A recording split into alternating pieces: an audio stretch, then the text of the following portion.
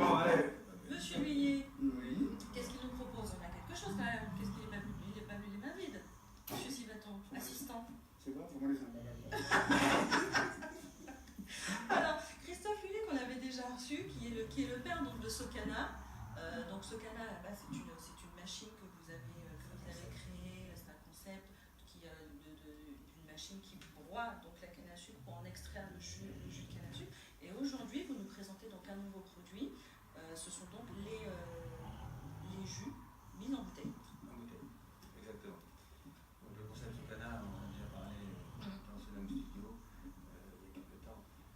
C'était le concept, et c'est toujours le concept d'animation dans les foires, les salons, et tous ceux qui veulent se procurer une machine, un extracteur jus de canne. Socana oui, pour les bars, on fournit tout le temps. Voilà. Donc le concept extracteur, c'est l'extracteur et la canne à sucre qu'on peut produire maintenant sur la métropole et sur l'Europe, ce qui n'existait pas avant. Et voilà, la toute nouveauté, mais là c'est encore plus important au niveau du secteur, c'est au niveau mondial. La toute nouveauté au niveau mondial, c'est du 100% naturel, 100% jus de canne et une petite touche d'agrumes quand même pour agrémenter le goût.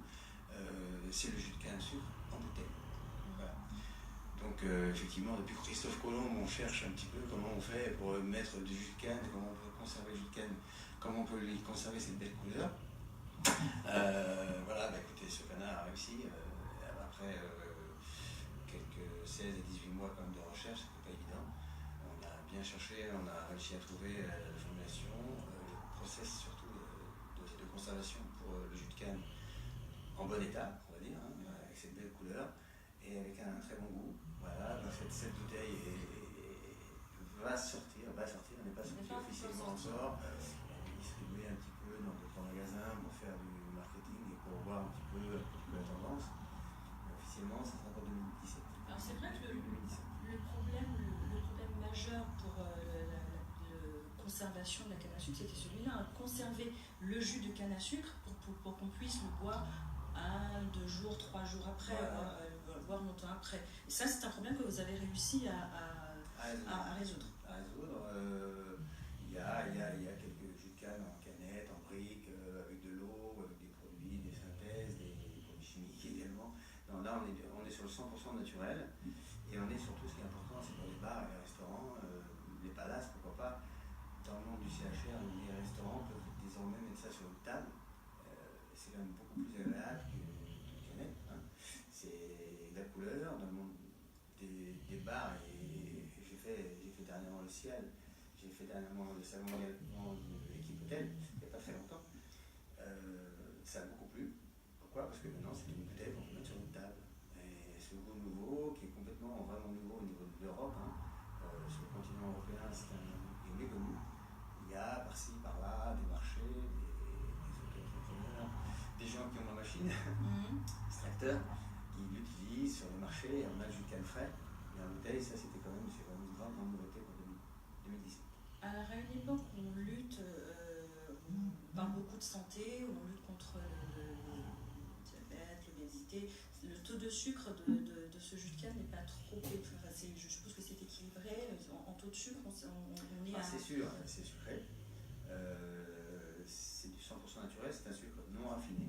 C'est un sucre qui est 100% naturel, donc on n'y a pas touché. Et c'est un sucre lent. Donc ça c'est important pour les sportifs. Car ce jus, il y a beaucoup de cibles. Il y a la cible des sportifs, il y a la cible... Pourquoi sportif? Parce que c'est l'énergie. Vous avez beaucoup d'energy drink dans les magasins, dans les salles de sport, dans les magasins de sport également, dans les grandes surfaces de sport. C'est quelque chose qui pourrait, ce jus de canne, c'est quelque chose qui pourrait justement remplacer ces energy drink aux 3/4 chimiques quand même, de toutes les couleurs, et qui sont très sucrés. Et on a besoin de sucre quand on démarre une séance de sport, on a besoin de sucre parce qu'on va en dépenser, on a besoin d'énergie. Et voilà, cette boisson qui est naturelle. Il n'y avait pas aussi de boissons naturelles dans les energy drinks. Et voilà, il y en a une qui pourrait se retrouver dans les salles de sport, j'espère. Ça vise également les cocktails, tout le monde du cocktail, parce que à l'équipe hôtel, on a fait beaucoup de cocktails sur notre page et sur notre site internet. Oui, on n'est pas obligé de le garder pur comme ça, on peut le mélanger à du jus d'ananas, à de l'alcool. Du feu,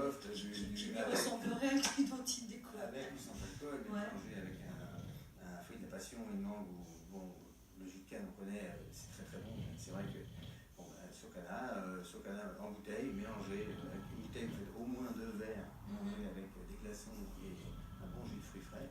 Il y a peut-être quelqu'un qui appelle Socana. Pourquoi le nom Socana? Alors Socana, je le rappelle, je l'ai déjà dit, mais bon, Socana, c'est avec un apostrophe, vous avez un petit apostrophe après le O là, qui veut dire tellement en fait en anglais, Tellement canne à sucre. comme so good, voilà, tellement canne à sucre. Voilà. Canne à sucre, so canne. Ça veut dire que c'est tellement canne à sucre. Il fallait lire Socadance, parce que ça peut provoquer une sorte de danse, oui. T'as quelque chose à dire? Non, moi je voulais juste savoir combien de temps ça se conservait une fois ouvert. Alors, une fois ouvert, quelques jours au frigidaire, le plus rapidement possible, bien sûr, puisque une fois ouvert, après, c'est pas du jus frais. Mais après des essais, moi-même, depuis le temps qu'on est sur le jus et qu'on a fait des essais, le frigidaire, ça tient tranquillement 4-5 jours.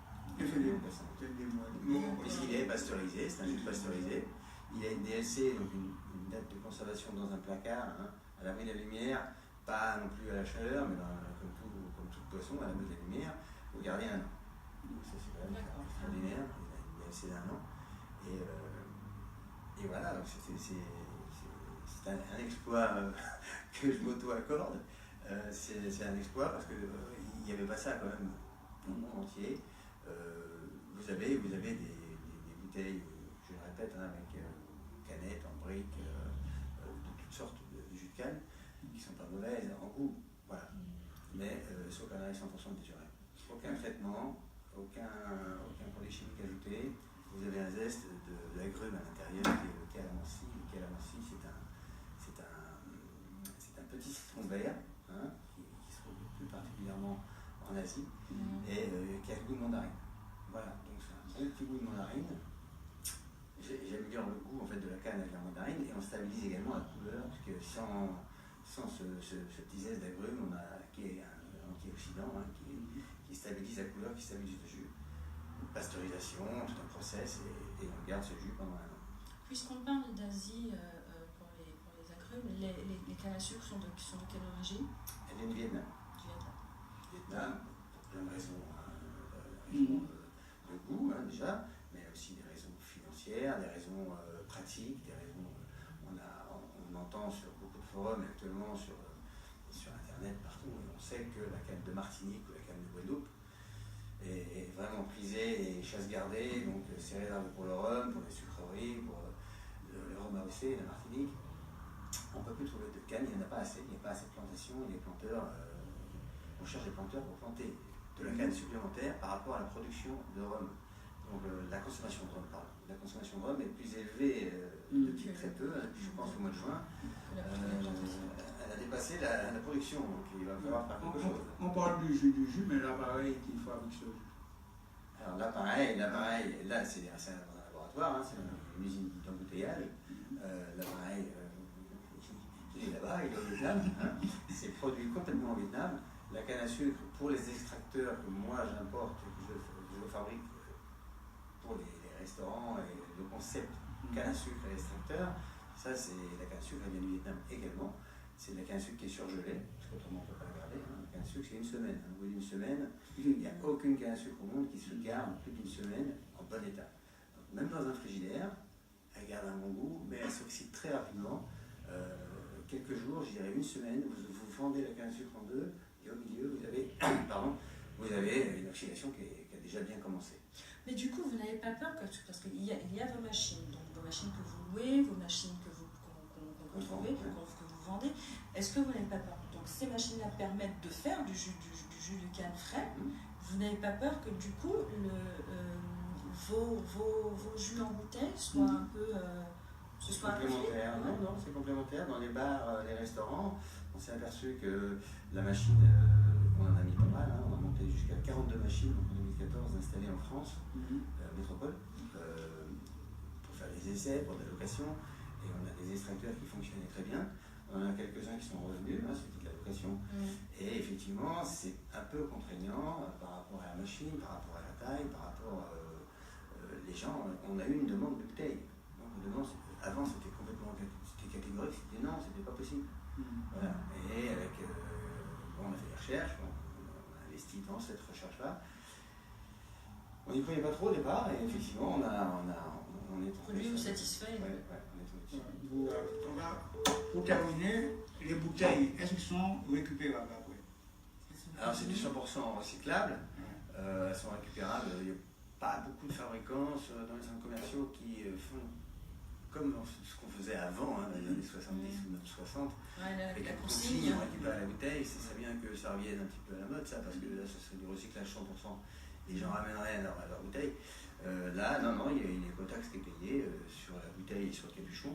Comme ça, c'est métallique et ça, c'est du verre, c'est 100% recyclable. Une fois fini, direction poubelle. Poubelle recyclée. Merci Christophe Huillier. Voilà. En tout cas, longue vie. Donc, début 2017. Début 2017. Donc, début 2017, vous aurez. Sur la métropole, et puis on cherche des distributeurs également pour s'élargir. Ça va bien. Bon, on retrouvera ça sur toutes les tables, dans tous les bars. Et, c'est bien, je vais le goûter après. on va goûter après, oui. Oui. On rajoutera un petit peu de C'est ça. glaçon. Jean-Claude Pillet, c'est super. Merci beaucoup.